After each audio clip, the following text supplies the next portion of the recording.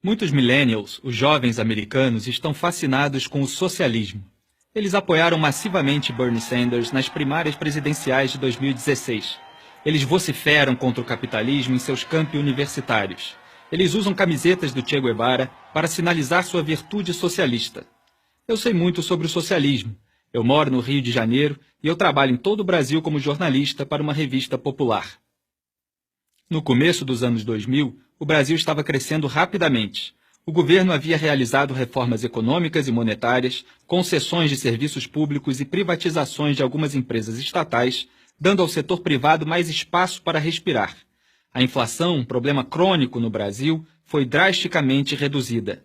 Investidores estrangeiros entraram no país, ansiosos para pegar uma parte da nossa economia em expansão. O futuro econômico parecia promissor. Mas hoje nossa economia está em ruínas, o desemprego e a dívida são enormes e políticos poderosos estão sendo investigados e presos por envolvimento nos maiores escândalos de fraude e corrupção da história do país. O que aconteceu? Em 2002, um político socialista chamado Lula da Silva concorreu à presidência. Ele era um socialista, mas posou como um tipo moderno e legal de socialista. Ele seria o político que acabaria com as divisões nacionais e uniria a todos. Ele até tinha um apelido, Lulinha, Paz e Amor. Mas a velha mensagem sobre a necessidade de redistribuição de renda para diminuir a desigualdade social ainda estava lá. A mídia, a elite acadêmica e celebridades garantiram aos brasileiros que, distribuindo dinheiro dos ricos aos pobres, os pobres poderiam finalmente ficar mais ricos. Mas os únicos que realmente ficaram ricos foram Lula e seus amigos empresários e políticos. Isto só piorou com a sua sucessora Dilma Rousseff. Os socialistas aumentaram os gastos do governo, o déficit e a dívida. Eles chamaram isso de estímulo. Eles aumentaram o salário mínimo e os benefícios de programas sociais. Eles chamaram isso de justiça social. Eles aumentaram os salários e os benefícios de aposentadoria do funcionalismo público. Eles chamaram isso de investir no futuro. Eles criaram e distribuíram milhares de cargos no governo e nas estatais como favores a seus aliados políticos. E eles chamaram isso de governabilidade. Isto funcionou por algum tempo. O socialismo sempre funciona no começo. Mas os gastos do governo continuaram aumentando e o paraíso socialista desmoronou, levando junto a economia.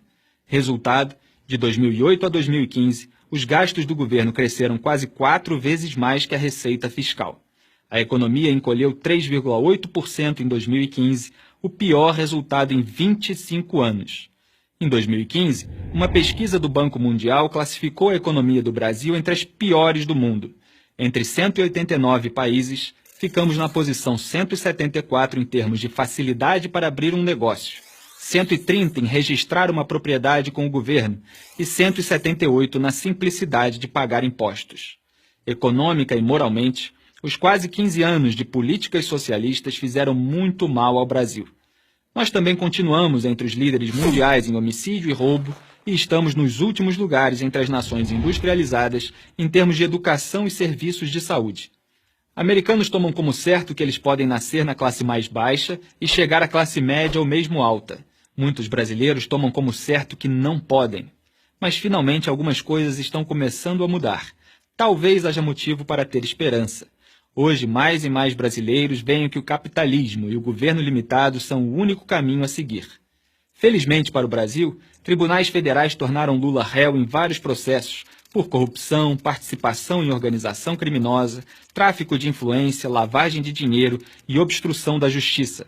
Os procuradores disseram que Lula montou e comandou uma propinocracia. Dilma, que herdou esta propinocracia, sofreu impeachment anos depois por falsificar as contas do governo e usar ilegalmente dinheiro de bancos estatais para financiá-lo. Esta crise levou o novo governo a congelar os gastos federais, reduzir o papel do governo em empresas estatais e incentivar parte do enorme quadro de funcionários delas a pedir demissão.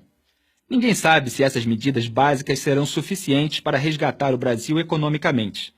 Honestamente, os danos foram tão grandes que talvez levem décadas para o país se recuperar.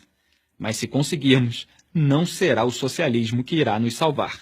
Millennials americanos, tomem nota. Eu sou Felipe Moura Brasil para Prager University.